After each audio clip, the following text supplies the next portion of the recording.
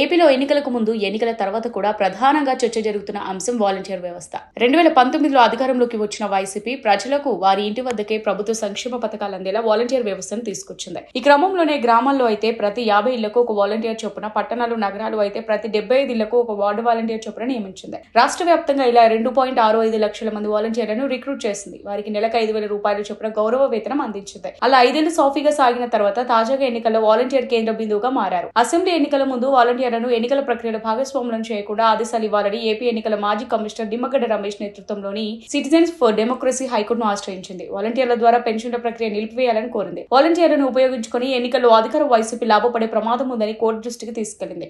దీంతో వాలంటీర్లకు ఎన్నికల విధులు అప్పగించకూడదని హైకోర్టు ఆదేశాలు జారీ చేసింది. పెన్షన్ల పంపిణీ నుంచి కూడా వాలంటీర్లు మే, జూన్ నెలలకు తప్పించింది. మరోవైపు జనసేన అధినేత పవన్ కళ్యాణ్ కూడా ఎన్నికలకు ముందు వాలంటీర్ వ్యవస్థపై విరుచుకుపడ్డారు. వాలంటీర్లతో ప్రభుత్వం డేటాను సేకరిస్తోందని, ఈ డేటా అంతా హైదరాబాద్ లో వైసీపీ సానుభూతి పరుడు నిర్వహిస్తున్న డేటా సెంటర్ కు చేరుతుందని ఆరోపించారు. ఏపీలో 30,000 మంది మహిళల అదృశ్యమవడం వెనుక వాలంటీర్ల పాత్ర ఉందంటూ సంచలన వ్యాఖ్యలు చేశారు. పవన్ వ్యాఖ్యలకు అనుగుణంగా కొందరు పోలీస్ స్టేషన్లలో ఫిర్యాదులు కూడా చేశారు. అయితే కూటమిలో భాగమైన టీడీపీ అధినేత చంద్రబాబు మాత్రం పవన్ కు విరుద్ధమైన ప్రకటన చేశారు. తాము అధికారంలోకి వస్తే వాలంటీర్లకు 10,000 రూపాయల గౌరవ వేతనం పెంచుతామని హామీ ఇచ్చారు. దీంతో వాలంటీర్లు కూడా ఒకసారి కన్ఫ్యూజ్ అయ్యారు. తర్వాత పవన్ కూడా తాను వాలంటీర్ వ్యవస్థకు వ్యతిరేకం కాదని చెప్పడంతో నిజంగా కూటమి అధికారంలోకి వస్తే బాగుంటుందని వాలంటీర్లు భావించారు. ఎన్నికలు ముగిశాయి, అంతా అనుకున్నట్టే అధికారంలోకి కూటమి ప్రభుత్వం వచ్చింది. కానీ వాలంటీర్ వ్యవహారం ప్రభుత్వం తేల్చడం లేదు. పైగా జూలై నెలకు కూడా పెన్షన్ల పంపిణీ నుంచి వాలంటీర్లను ప్రభుత్వం తప్పించింది. అంతేకాదు గ్రామ వార్డు సచివాలయాల సిబ్బంది లబ్ధిదారుల ఇళ్ల వద్ద పెన్షన్ల పంపిణీని చేపట్టాలని ఆదేశాలు జారీ చేసింది. దీంతో వాలంటీర్ వ్యవస్థపై మరోసారి సందిగ్ధం నెలకొంది. పుండు మీద కారం చల్లినట్టు వైసీపీ కార్యకర్తలని వాలంటీర్ గా నియమించారని, ఈ వ్యవహారంపై విచారణ చేపట్టాలని టీడీపీ మద్దతుదారుడు